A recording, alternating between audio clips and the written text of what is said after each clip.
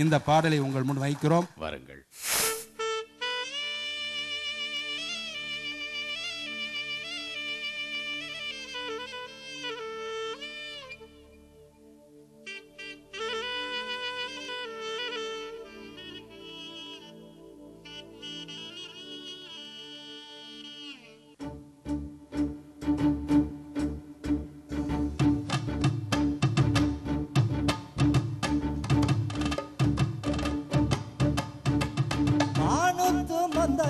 மான்கொட்டி பெத்தம்மையில்லே ஒட்டபுள்ள பறந்ததுன்னு போலியாட்டில் கூவுங்கு இல்லே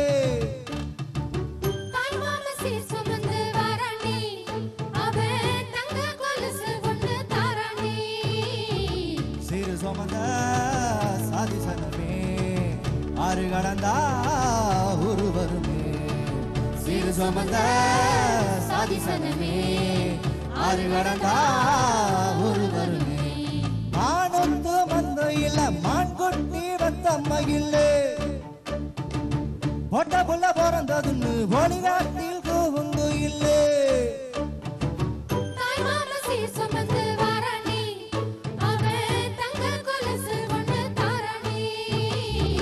சிறு சுமந்த சாதி சனமே ஆறு கடந்தா ஒரு வருமே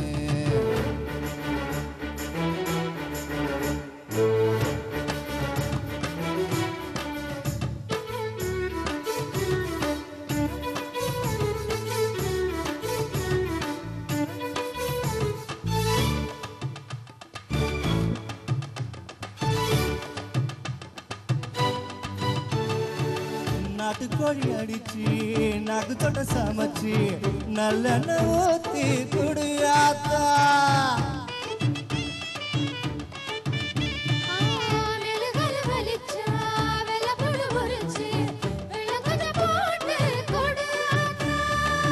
பச்சை உடம்பு காரி பார்த்து நடக்க சொல்லுங்க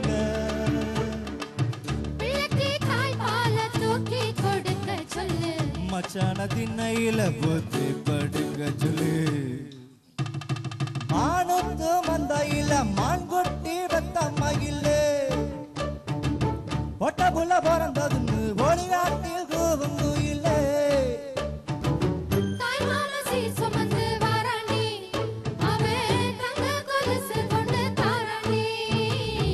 சிறு சுமந்த சாதி சனமே ஆறு கடந்தா ஒரு வருமே சிறு சுமந்த சாதி சனமே ஆறு கடந்தா ஒரு வருமே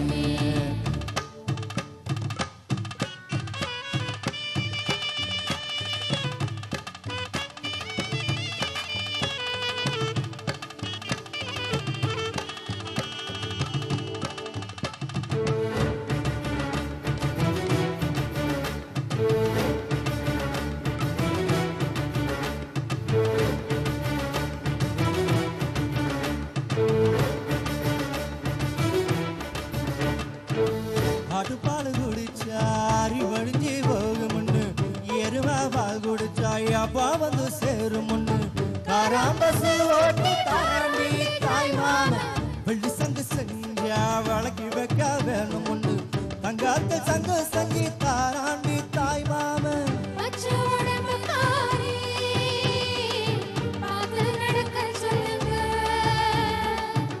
எறும்பு அண்டாம எட்டி இருக்க சொல்லு மச்சான ஈரது நீ கேட்டு இருக்க சொல்லு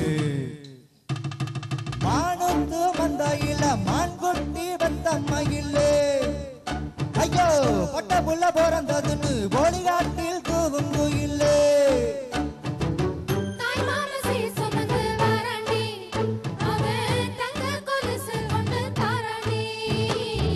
சிறு சுமந்த சாதி சனமே ஆறு கடந்தா ஒரு வருமே சிறு சுமந்த சாதி சனமே ஆறு கடந்தா ஒரு வருமே மானொத்து மந்தையில மான்கொட்டி வத்தம்மையில்லே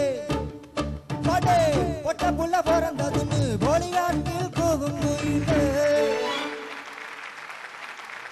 கிராமத்து மண்ணின் மனத்தோடு அந்த மண்ணுக்கே உரிய பண்பாட்டு கோலங்களை பெருமையோடு நகரத்தாருக்கும் அறிய செய்த பாடல். ஆகவே ரசித்து பாடினார் வெங்கடேஷ். சொல்லுங்கள். வெங்கடேஷ் மிக அருமையாக பாடினார். இந்த பாடல் காலத்தை வென்று நிற்கும். எப்படி மணமகளே மணமகளே வா வா, உன் வலது காலை எடுத்து வைத்து வா வா என்ற கவியரசு கண்ணதாசனின் பாடல் ஒவ்வொரு திருமண வீடுகளிலும் வாழுகிறதோ, வீடு வரை உறவு, வீதி வரை மனைவி, காடு வரை பிள்ளை, கடைசி வரை யாரோ என்கிற பாடல் எப்படி ஒவ்வொரு இளவு வீட்டிலும் நிற்கிறதோ, அதைப்போல் இந்த தமிழ் மண்ணில் இன்னும் 1 நூற்றாண்டு காலத்திற்கும் மேலாக காதணி விழா நடக்கிற எல்லா வீடுகளிலும் சாசுவதமாக நிற்கப் போகிற பாடல் இந்த பாடல்.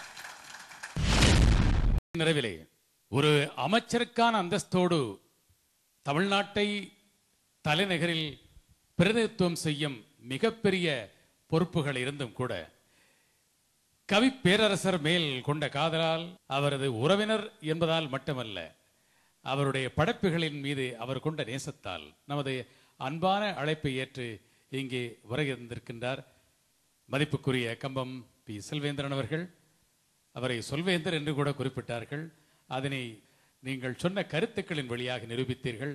நிகழ்ச்சியின் நிறைவிலும் அந்த சொல்வேந்தர் செல்வேந்திரன் அவர்கள் இங்கே வந்து உங்களுடைய உரையோடு, நிறை உரையோடு இந்த நிகழ்ச்சியை நிறைவு செய்ய வேண்டும். வாருங்கள். அவருடைய எழுதுகோள் சுழலுகிற பொழுதே பொதுவாக அதனுடைய ஆளுமைக்கு உட்பட்டு விடுகிறவன் நான்.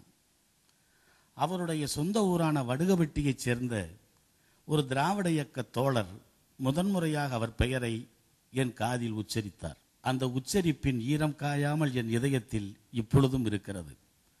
என்னுடைய கல்லூரி பருவம் புத்தகங்களை தேடி மலரை தேடி வண்டு அலைவதைப் போல அலைந்து கொண்டிருக்கிற ஒரு ஆவேசம் என் மனதிலே உருவாகி கொண்டிருந்த வேளை.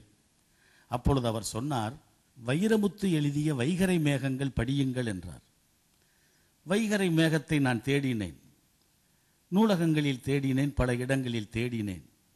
ஒரு வழியாக வைகறை மேகத்தை பிடித்து படித்து பார்த்த பிறகு அவருடைய ரசிகனாக மாற நான் ஆரம்பித்தேன்.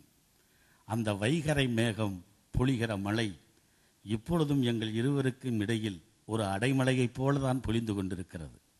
அது ஒரு அறுவடாத தரியாகவும் இருந்து வருகிறது. அவரோடு பழகிய பிறகு எனக்கு அவர் மீது மதிப்பு அதிகமானது, வியப்பு அதிகமானது. காரணம், அவருடைய படைப்பாற்றல் மட்டுமல்ல, சில நேரங்களில் நான் வியந்திருக்கிறேன் அவருடைய படைப்புகளை விட அவர் உயர்ந்தவர் என்று. அவருடைய குணம் அப்படி. அவர் அன்பு காட்டுவதும், நண்பர்களை அரவணைத்துக் கொள்வதும், நண்பர்களுக்கு ஆபத்து என்றால், தேவை என்றால் உதவுவதும், தன்னுடைய மண்ணையும் மக்களையும் அதன் வேர்களை தேடிச் சென்று விசாரிப்பதும், எந்த ஒரு வேளையிலும் தன்னுடைய நேர்த்தியை காட்டுவதிலும் நான் வியந்திருக்கிறேன். இவை எல்லாவற்றிற்கும் மேலாக அவர் என் தலைவர், தமிழக முதல்வர் கலைஞர் அவர்களை அவர் ஆசானாக பெற்றிருப்பது எனக்கு பெரிய பெருமை. அவரே சொல்லுகிறார், அறிவால் கலாச்சாரத்தில் இருந்து என்னை அறிவு கலாச்சாரத்திற்கு ஆற்றுப்படுத்தியது கலைஞர் அவர்களுடைய எழுத்துக்கள் என்று சொன்னார். சின்ன வயதிலேயே புறநானூற்றை மூட வந்த புழுதி காற்றே, கலிங்கத்து பரணியை மறைக்க வந்த காரிருளே என்ற கலைஞரின் துடிப்பான வசனங்களை கேட்டுவிட்டு நான் நூல் நிலையங்களுக்கு ஓடி, நூலகத்திற்கு ஓடி, எனக்கு புறநானூறு கொடுங்கள், கலிங்கத்து பரணி கொடுங்கள் என்று நான் கேட்டேன். அப்பொழுது நூலகர் என்னை ஒரு பேரிளம் பெண்ணை பரிசம் போட வந்த 10 வயது பாலகனை பார்ப்பதைப் போலவே பார்த்தார் என்று அவர் எழுதினார். இதை நான் சொல்லுவதற்கு காரணம், பழகிய நாளிலே இருந்து இன்று வரை ஒரு சலிப்பு வராத உறவு எனக்கும் அவருக்கும் இருக்கிறது. நாங்கள் தனிப்பட்ட முறையில் பேசிக் கொண்டிருக்கும் பொழுது கூட அவர் நண்பனாக பேசுவார், தேவைப்பட்டால் ஆசிரியனாக மாறி பாடம் கற்பிப்பார், இன்னும் தேவைப்பட்டால் ஒரு தத்துவவாதியாகி நம்மை பக்குவப்படுத்துவார். அவருடைய நட்பு ஒருவருக்கு கிடைப்பதென்பது இந்த மண்ணில் நம் வாழ்காலத்தில் அதை ஒரு பெரிய பேறு என்றுதான் நான் சொல்லுவேன். அந்த பேற்றை